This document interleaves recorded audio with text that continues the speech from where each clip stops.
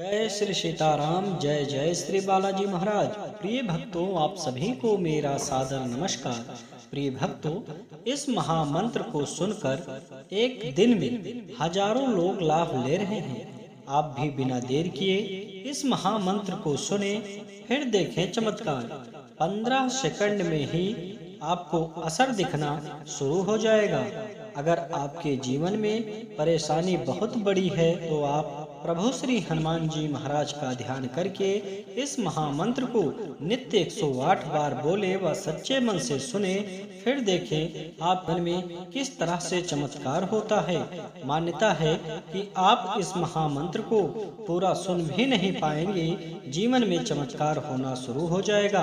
आपको प्रभु श्री हनुमान जी महाराज की अद्भुत कृपा की अनुभूति भी होगी। प्रिय भक्तों, अगर आपके जीवन में बड़ी से बड़ी परेशानियां कोई भी हो, 2 घंटे के अंदर खत्म हो जाएगी। बड़े से बड़ा संकट व अंधकार हमेशा हमेशा के लिए समाप्त हो जाएगा। प्रिय भक्तों, यदि आप किसी भी मंत्र को सच्चे मन से सुनते हैं तो सुने। यदि किसी भी मंत्र अथवा चौपाई को आप नित्य नहीं सुनते तो इस महाशक्तिशाली मंत्र को एक बार सुनकर जरूर देखिए, आपको तुरंत ही प्रभाव दिखना शुरू हो जाएगा।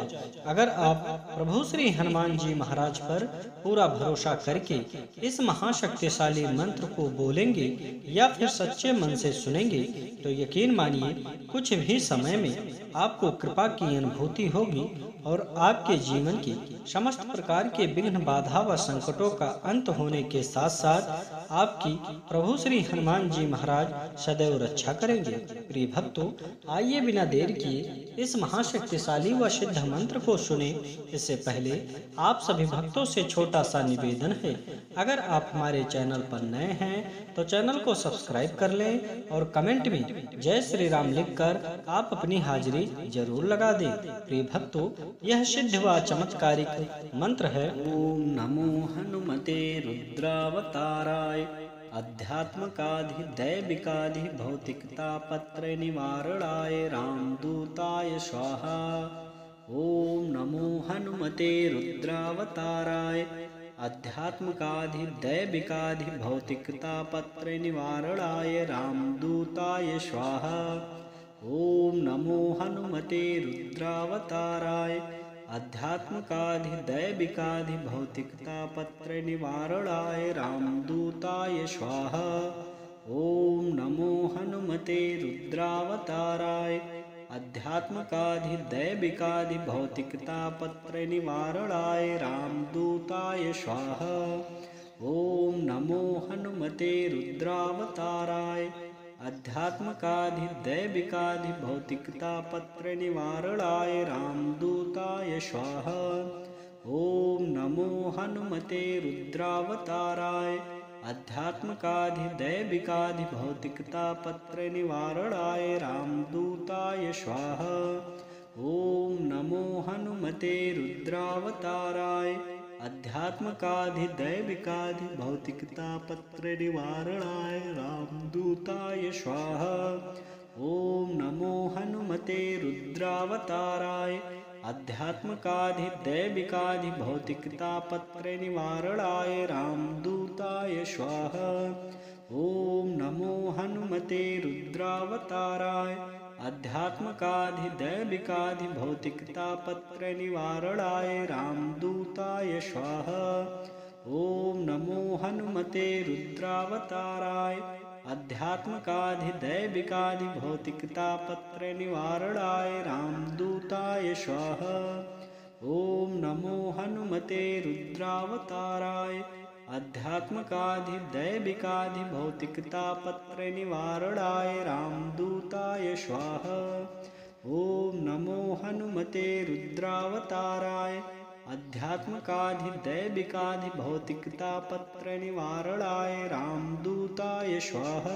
ओम नमो हनुमते रुद्रावताराय अध्यात्मकाधि दैविकाधि भौतिकतापत्र निवारणाय रामदूताय स्वाहा। ओम नमो हनुमते रुद्रावताराय अध्यात्मकाधिदैविकाधिभौतिकतापत्रयनिवारणाय रामदूताय स्वाहा। ॐ नमो हनुमते रुद्रावताराय अध्यात्मकाधिदैविकाधिभौतिकतापत्रयनिवारणाय रामदूताय स्वाहा। ॐ नमो हनुमते रुद्रावताराय अध्यात्मकाधिदैविकाधिभौतिकतापत्रयनिवारणाय रामदूताय स्वाहा। ॐ नमो हनुमते रुद्रावताराय अध्यात्मकाधिदैविकाधिभौतिकतापत्रयनिवारणाय रामदूताय स्वाहा। ॐ नमो हनुमते रुद्रावताराय अध्यात्मकाधिदैविकाधिभौतिकतापत्रयनिवारणाय रामदूताय स्वाहा। ॐ नमो हनुमते रुद्रावताराय अध्यात्मकाधिदैविकाधिभौतिकतापत्रयनिवारणाय रामदूताय स्वाहा। ॐ नमो हनुमते रुद्रावताराय अध्यात्मकाधिदैविकाधिभौतिकतापत्रयनिवारणाय रामदूताय स्वाहा। ॐ नमो हनुमते रुद्रावताराय अध्यात्मकाधिदैविकाधिभौतिकतापत्रयनिवारणाय रामदूताय स्वाहा। ॐ नमो हनुमते रुद्रावताराय अध्यात्मकाधिदैविकाधिभौतिकतापत्रयनिवारणाय रामदूताय स्वाहा। ॐ नमो हनुमते रुद्रावताराय अध्यात्मकाधिदैविकाधिभौतिकतापत्रयनिवारणाय रामदूताय स्वाहा।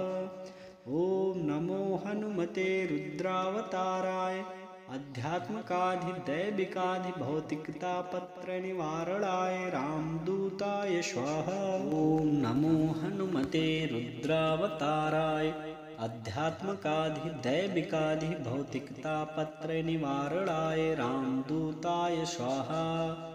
ॐ नमो हनुमते रुद्रावताराय अध्यात्मकाधिदैविकाधिभौतिकतापत्रयनिवारणाय रामदूताय स्वाहा। ॐ नमो हनुमते रुद्रावताराय अध्यात्मकाधिदैविकाधिभौतिकतापत्रयनिवारणाय रामदूताय स्वाहा। ॐ नमो हनुमते रुद्रावताराय अध्यात्मकाधिदैविकाधिभौतिकतापत्रयनिवारणाय रामदूताय स्वाहा। ॐ नमो हनुमते रुद्रावताराय अध्यात्मकाधिदैविकाधिभौतिकतापत्रयनिवारणाय रामदूताय स्वाहा। ॐ नमो हनुमते रुद्रावताराय अध्यात्मकाधिदैविकाधिभौतिकतापत्रयनिवारणाय रामदूताय स्वाहा। ॐ नमो हनुमते रुद्रावताराय अध्यात्मकाधिदैविकाधिभौतिकतापत्रयनिवारणाय रामदूताय स्वाहा। ॐ नमो हनुमते रुद्रावताराय अध्यात्मकाधिदैविकाधिभौतिकतापत्रयनिवारणाय रामदूताय स्वाहा। ॐ नमो हनुमते रुद्रावताराय अध्यात्मकाधिदैविकाधिभौतिकतापत्रयनिवारणाय रामदूताय स्वाहा। ॐ नमो हनुमते रुद्रावताराय अध्यात्मकाधिदैविकाधिभौतिकतापत्रयनिवारणाय रामदूताय स्वाहा। ॐ नमो हनुमते रुद्रावताराय अध्यात्मकाधिदैविकाधिभौतिकतापत्रयनिवारणाय रामदूताय स्वाहा। ॐ नमो हनुमते रुद्रावताराय अध्यात्मकाधिदैविकाधिभौतिकतापत्रयनिवारणाय रामदूताय स्वाहा। ॐ नमो हनुमते रुद्रावताराय अध्यात्मकाधिदैविकाधिभौतिकतापत्रयनिवारणाय रामदूताय स्वाहा। ॐ नमो हनुमते रुद्रावताराय अध्यात्मकाधिदैविकाधिभौतिकतापत्रयनिवारणाय रामदूताय स्वाहा। ॐ नमो हनुमते रुद्रावताराय आध्यात्मिकाधिदैविकाधिभौतिकतापत्रनिवारणाय रामदूताय स्वाहा। ॐ नमो हनुमते रुद्रावताराय आध्यात्मिकाधिदैविकाधिभौतिकतापत्रनिवारणाय रामदूताय स्वाहा। ॐ नमो हनुमते रुद्रावताराय आध्यात्मिकाधिदैविकाधिभौतिकतापत्रनिवारणाय रामदूताय स्वाहा। ॐ नमो हनुमते रुद्रावताराय आध्यात्मिकाधिदैविकाधिभौतिकतापत्रनिवारणाय रामदूताय स्वाहा। ॐ नमो हनुमते रुद्रावताराय आध्यात्मिकाधिदैविकाधिभौतिकतापत्रनिवारणाय रामदूताय स्वाहा। ॐ नमो हनुमते रुद्रावताराय आध्यात्मिकाधिदैविकाधिभौतिकतापत्रनिवारणाय रामदूताय स्वाहा। ॐ नमो हनुमते रुद्रावताराय आध्यात्मिकाधिदैविकाधिभौतिकतापत्रनिवारणाय रामदूताय स्वाहा। ॐ नमो हनुमते रुद्रावताराय आध्यात्मिकाधिदैविकाधिभौतिकतापत्रनिवारणाय रामदूताय स्वाहा। ॐ नमो हनुमते रुद्रावताराय आध्यात्मिकाधिदैविकाधिभौतिकतापत्रनिवारणाय रामदूताय स्वाहा। ॐ नमो हनुमते रुद्रावताराय आध्यात्मिकाधिदैविकाधिभौतिकतापत्रनिवारणाय रामदूताय स्वाहा।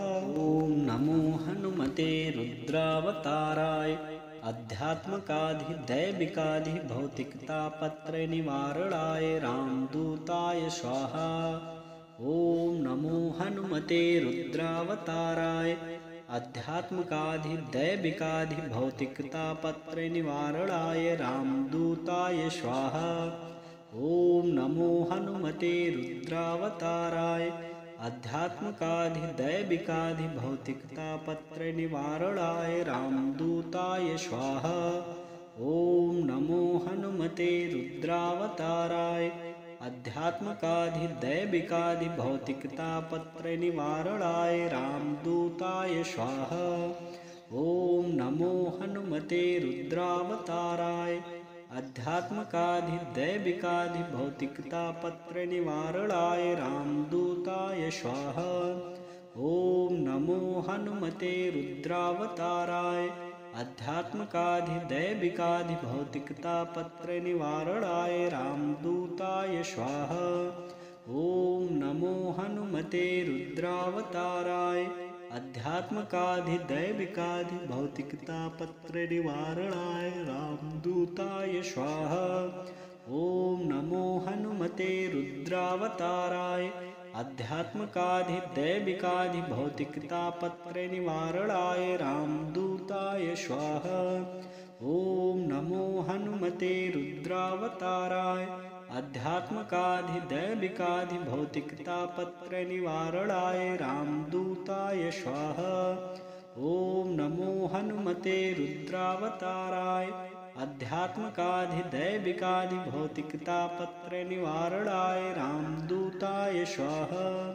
ॐ नमो हनुमते रुद्रावताराय आध्यात्मिकाधिदैविकाधिभौतिकतापत्रनिवारणाय रामदूताय स्वाहा। ॐ नमो हनुमते रुद्रावताराय आध्यात्मिकाधिदैविकाधिभौतिकतापत्रनिवारणाय रामदूताय स्वाहा। ॐ नमो हनुमते रुद्रावताराय आध्यात्मिकाधिदैविकाधिभौतिकतापत्रनिवारणाय रामदूताय स्वाहा।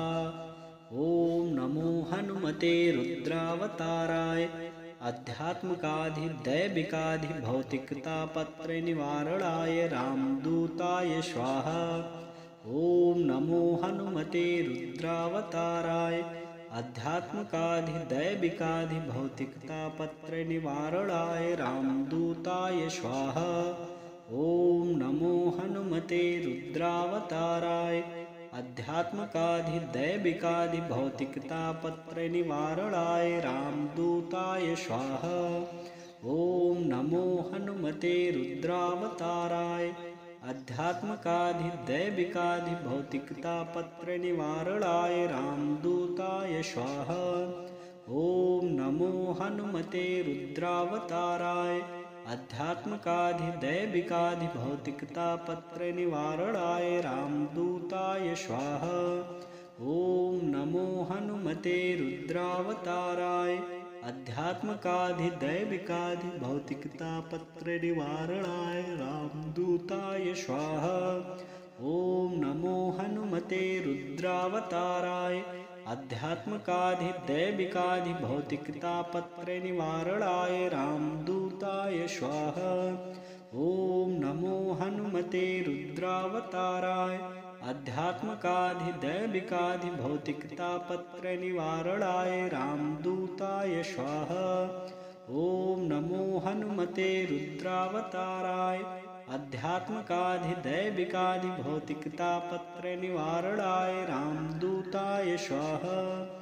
ॐ नमो हनुमते रुद्रावताराय अध्यात्मकाधिदैविकाधिभौतिकतापत्रयनिवारणाय रामदूताय स्वाहा।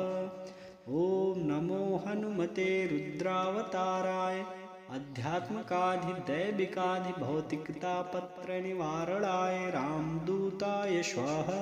ॐ नमो हनुमते रुद्रावताराय अध्यात्मकाधिदैविकाधिभौतिकतापत्रयनिवारणाय रामदूताय स्वाहा।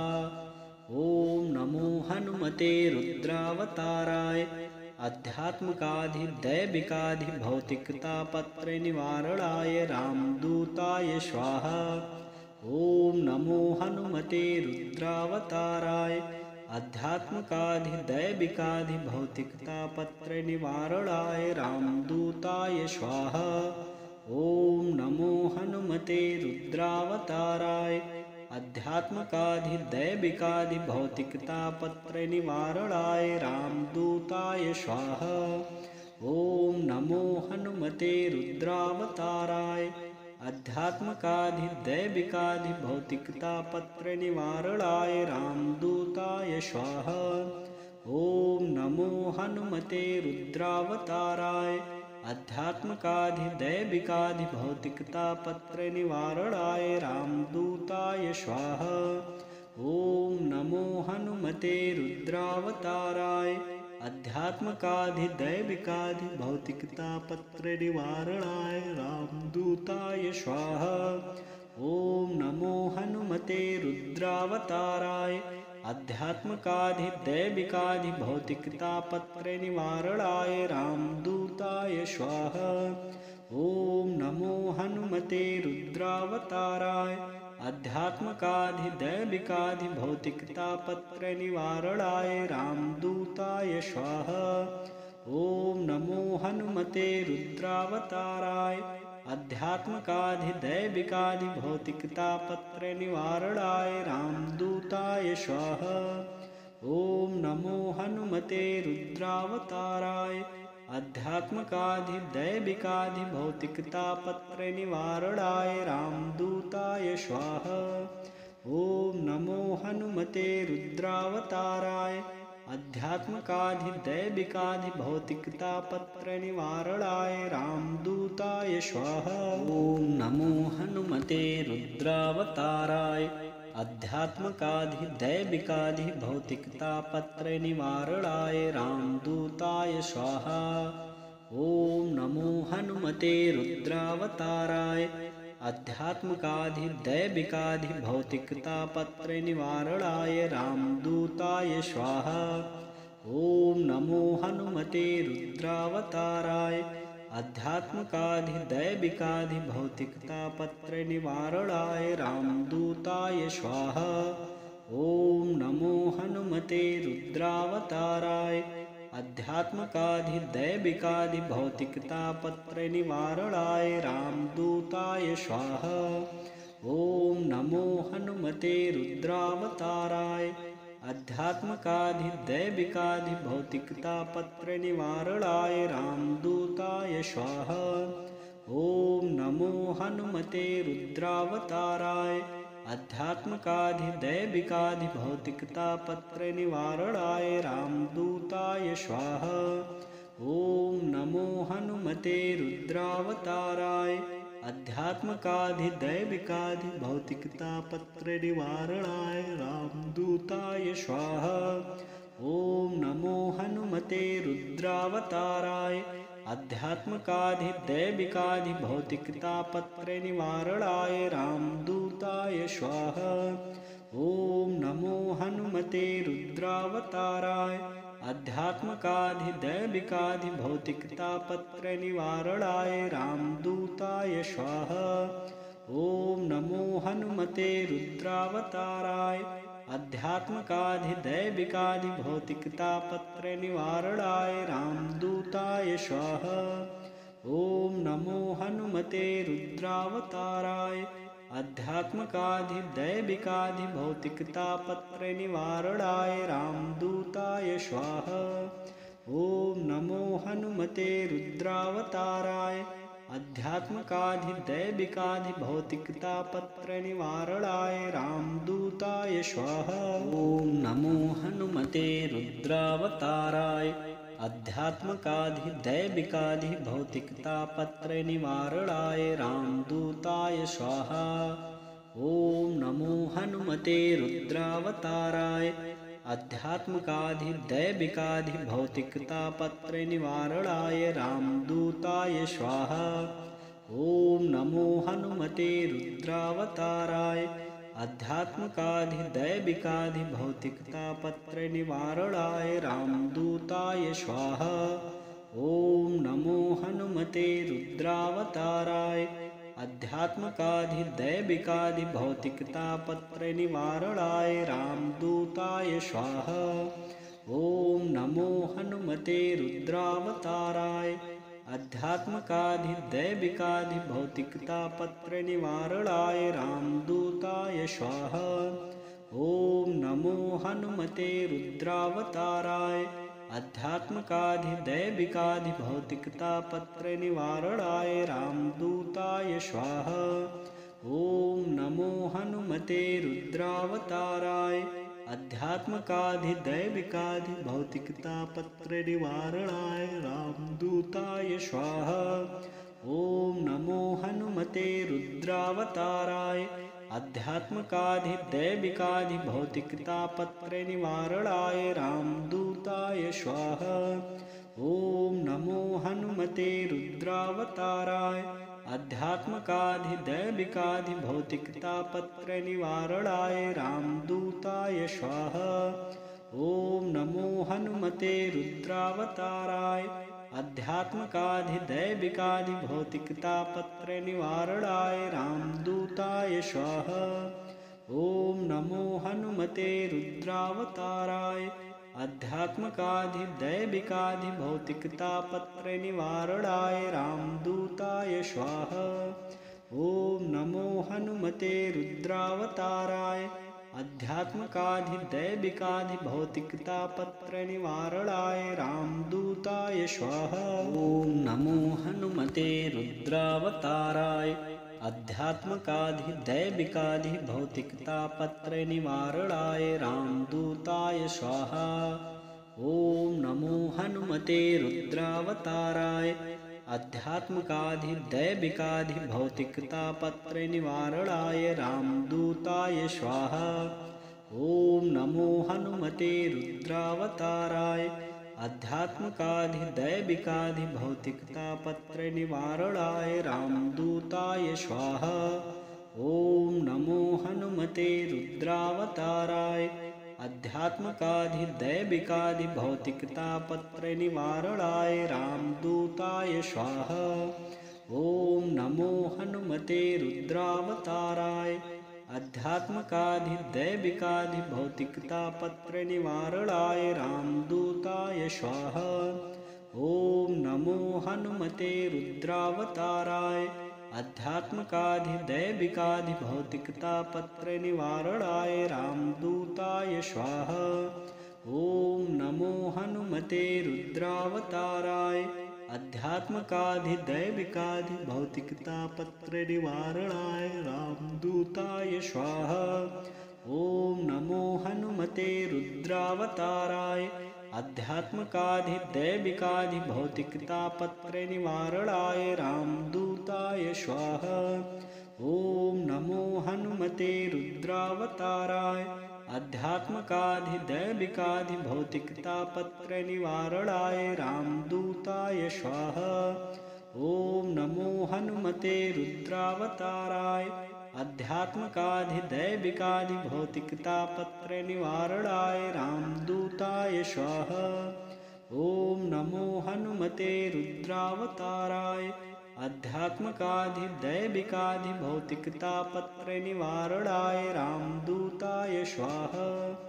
ॐ नमो हनुमते रुद्रावताराय अध्यात्मकाधिदैविकाधिभौतिकतापत्रनिवारणाय रामदूताय स्वाहा। ॐ नमो हनुमते रुद्रावताराय अध्यात्मकाधिदैविकाधिभौतिकतापत्रनिवारणाय रामदूताय स्वाहा। ॐ नमो हनुमते रुद्रावताराय अध्यात्मकाधिदैविकाधिभौतिकतापत्रनिवारणाय रामदूताय स्वाहा। ॐ नमो हनुमते रुद्रावताराय अध्यात्मकाधिदैविकाधिभौतिकतापत्रनिवारणाय रामदूताय स्वाहा। ॐ नमो हनुमते रुद्रावताराय अध्यात्मकाधिदैविकाधिभौतिकतापत्रनिवारणाय रामदूताय स्वाहा। ॐ नमो हनुमते रुद्रावताराय अध्यात्मकाधिदैविकाधिभौतिकतापत्रनिवारणाय रामदूताय स्वाहा। ॐ नमो हनुमते रुद्रावताराय अध्यात्मकाधिदैविकाधिभौतिकतापत्रनिवारणाय रामदूताय स्वाहा। ॐ नमो हनुमते रुद्रावताराय अध्यात्मकाधिदैविकाधिभौतिकतापत्रनिवारणाय रामदूताय स्वाहा। ॐ नमो हनुमते रुद्रावताराय अध्यात्मकाधिदैविकाधिभौतिकतापत्रनिवारणाय रामदूताय स्वाहा। ॐ नमो हनुमते रुद्रावताराय अध्यात्मकाधिदैविकाधिभौतिकतापत्रनिवारणाय रामदूताय स्वाहा। ॐ नमो हनुमते रुद्रावताराय अध्यात्मकाधिदैविकाधिभौतिकतापत्रनिवारणाय रामदूताय स्वाहा।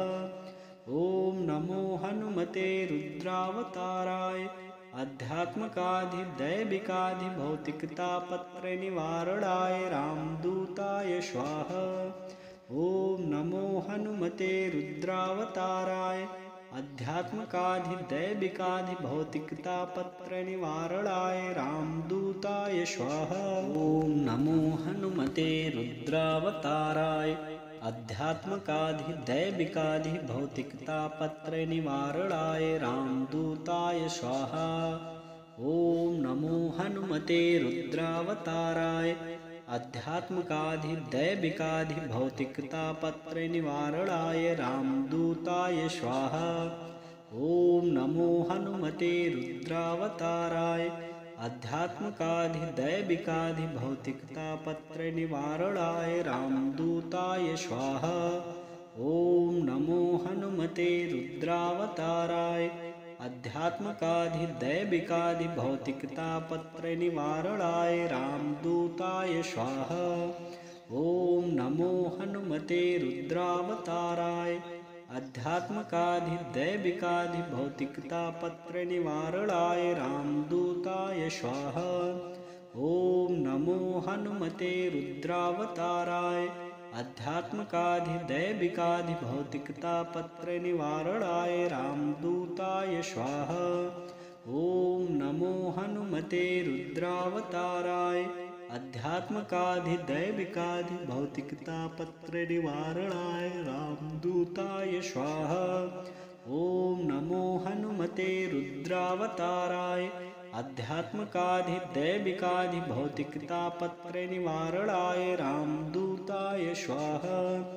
ॐ नमो हनुमते रुद्रावताराय अध्यात्मकाधिदैविकाधिभौतिकतापत्रनिवारणाय रामदूताय स्वाहा। ॐ नमो हनुमते रुद्रावताराय अध्यात्मकाधिदैविकाधिभौतिकतापत्रनिवारणाय रामदूताय स्वाहा। ॐ नमो हनुमते रुद्रावताराय अध्यात्मकाधिदैविकाधिभौतिकतापत्रनिवारणाय रामदूताय स्वाहा। ॐ नमो हनुमते रुद्रावताराय अध्यात्मकाधिदैविकाधिभौतिकतापत्रनिवारणाय रामदूताय स्वाहा। ॐ नमो हनुमते रुद्रावताराय अध्यात्मकाधिदैविकाधिभौतिकतापत्रनिवारणाय रामदूताय स्वाहा। ॐ नमो हनुमते रुद्रावताराय अध्यात्मकाधिदैविकाधिभौतिकतापत्रनिवारणाय रामदूताय स्वाहा। ॐ नमो हनुमते रुद्रावताराय अध्यात्मकाधिदैविकाधिभौतिकतापत्रनिवारणाय रामदूताय स्वाहा। ॐ नमो हनुमते रुद्रावताराय अध्यात्मकाधिदैविकाधिभौतिकतापत्रनिवारणाय रामदूताय स्वाहा। ॐ नमो हनुमते रुद्रावताराय अध्यात्मकाधिदैविकाधिभौतिकतापत्रनिवारणाय रामदूताय स्वाहा। ॐ नमो हनुमते रुद्रावताराय अध्यात्मकाधिदैविकाधिभौतिकतापत्रनिवारणाय रामदूताय स्वाहा। ॐ नमो हनुमते रुद्रावताराय अध्यात्मकाधिदैविकाधिभौतिकतापत्रनिवारणाय रामदूताय स्वाहा। ॐ नमो हनुमते रुद्रावताराय अध्यात्मकाधिदैविकाधिभौतिकतापत्रनिवारणाय रामदूताय स्वाहा। ॐ नमो हनुमते रुद्रावताराय अध्यात्मकाधिदैविकाधिभौतिकतापत्रनिवारणाय रामदूताय स्वाहा। ॐ नमो हनुमते रुद्रावताराय अध्यात्मकाधिदैविकाधिभौतिकतापत्रनिवारणाय रामदूताय स्वाहा। ॐ नमो हनुमते रुद्रावताराय अध्यात्मकाधिदैविकाधिभौतिकतापत्रनिवारणाय रामदूताय स्वाहा। ॐ नमो हनुमते रुद्रावताराय अध्यात्मकाधिदैविकाधिभौतिकतापत्रनिवारणाय रामदूताय स्वाहा। ॐ नमो हनुमते रुद्रावताराय अध्यात्मकाधिदैविकाधिभौतिकतापत्रनिवारणाय रामदूताय स्वाहा। ॐ नमो हनुमते रुद्रावताराय अध्यात्मकाधिदैविकाधिभौतिकतापत्रनिवारणाय रामदूताय स्वाहा। ॐ नमो हनुमते रुद्रावताराय अध्यात्मकाधिदैविकाधिभौतिकतापत्रनिवारणाय रामदूताय स्वाहा। ॐ नमो हनुमते रुद्रावताराय अध्यात्मकाधिदैविकाधिभौतिकतापत्रनिवारणाय रामदूताय स्वाहा। ॐ नमो हनुमते रुद्रावताराय अध्यात्मकाधिदैविकाधिभौतिकतापत्रनिवारणाय रामदूताय स्वाहा। ॐ नमो हनुमते रुद्रावताराय अध्यात्मकाधिदैविकाधिभौतिकतापत्रनिवारणाय रामदूताय स्वाहा। ॐ नमो हनुमते रुद्रावताराय अध्यात्मकाधिदैविकाधिभौतिकतापत्रनिवारणाय रामदूताय स्वाहा। ॐ नमो हनुमते रुद्रावताराय अध्यात्मकाधिदैविकाधिभौतिकतापत्रयनिवारणाय रामदूताय स्वाहा। ॐ नमो हनुमते रुद्रावताराय अध्यात्मकाधिदैविकाधिभौतिकतापत्रयनिवारणाय रामदूताय स्वाहा। ॐ नमो हनुमते रुद्रावताराय अध्यात्मकाधिदैविकाधिभौतिकतापत्रयनिवारणाय रामदूताय स्वाहा। ॐ नमो हनुमते रुद्रावताराय अध्यात्मकाधिदैविकाधिभौतिकतापत्रयनिवारणाय रामदूताय स्वाहा। ॐ नमो हनुमते रुद्रावताराय अध्यात्मकाधिदैविकाधिभौतिकतापत्रयनिवारणाय रामदूताय स्वाहा।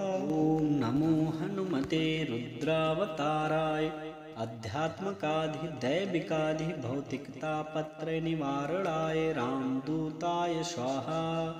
ॐ नमो हनुमते रुद्रावताराय अध्यात्मकाधिदैविकाधिभौतिकतापत्रयनिवारणाय रामदूताय स्वाहा।